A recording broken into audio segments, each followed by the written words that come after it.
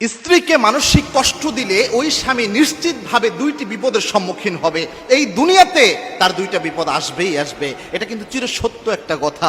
অনেকে মনে করে হয়তোবা স্ত্রীদের সাথে যাচ্ছে তাই আচরণ করলাম আর আমি এমনি জান্নাতে চলে যাব, অত সহজ বিষয় নয়। দুইটি শাস্তির মধ্যে একটা শাস্তি এই দুনিয়াতে আপনি পাবেনই, আর একটা শাস্তি তো আখিরাতে আছেই। সেটা হচ্ছে কোন স্ত্রীকে আপনি কষ্ট দিলেন, আপনার স্ত্রীকে, তাহলে প্রথম যে আল্লাহ আপনাকে শাস্তিটা দিবেন সেটা হচ্ছে আপনার মানসিক শান্তিও আল্লাহ রাব্বুল আলামিন উঠিয়ে নিবেন।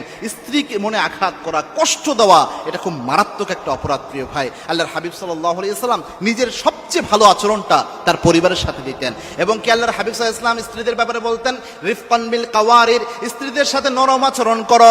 মা আয়েশা বলতেন আল্লাহর হাবিব সাল্লাল্লাহু আলাইহি ওয়াসাল্লাম বাহিরে যতই ক্রাইসিস মোমেন্ট পার করুক না কেন, আল্লাহর হাবিব যখন ঘরের পরিবেশে আসতেন আমাদের মনে হতো জান্নাতের সুশীতল বাতাস ঘরের দিকে প্রবাহিত হচ্ছে। এবং কি আল্লাহ রাব্বুল আলামিন এই স্বামী স্ত্রীর সম্পর্কটাকে বলেছেন লিতাসকুনু ইলাইহা, একজন আরেকজনের কাছ থেকে মানসিক প্রশান্তি পাবে।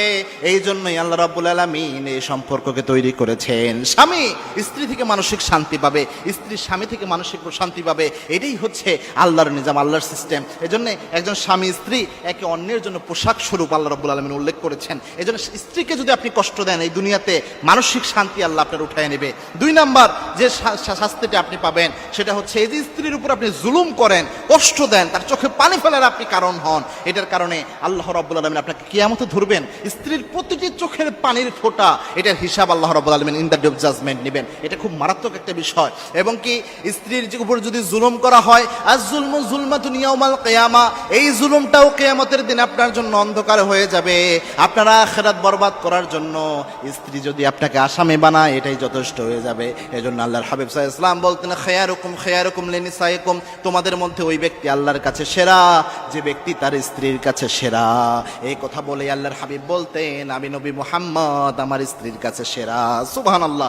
এজন্য স্বামী স্ত্রীর কাছে ভালো হতে হবে, স্ত্রী স্বামীর কাছে ভালো হওয়ার চেষ্টা করতে হবে। এটা অন্যতম গুরুত্বপূর্ণ বিষয়। হ্যাঁ, কেউ যদি জালেম হয়, কোন স্ত্রী যদি জালেম হয় অথবা স্বামী যদি জালেম হয় সেটা ব্যতিক্রম হিসাব। তবে একজন নারীর জীবনে সবচেয়ে দামি সম্পদ হচ্ছে তার স্বামী, আর একজন স্বামীর জীবনে তার সবচেয়ে দামি সম্পদ হচ্ছে তার স্ত্রী। এবং আল্লাহর হাবিব সাল্লাল্লাহু আলাইহি ওয়াসাল্লাম এইভাবে উৎসাহিত করেছেন। আল্লাহ আমাদের বোঝার তৌফিক দান করুন, আল্লাহুম্মা আমিন। ওয়াইফকে জাস্ট নর্মাল ভালোবাসলে হবে না, কলিজার থেকে ভালোবাসতে হবে।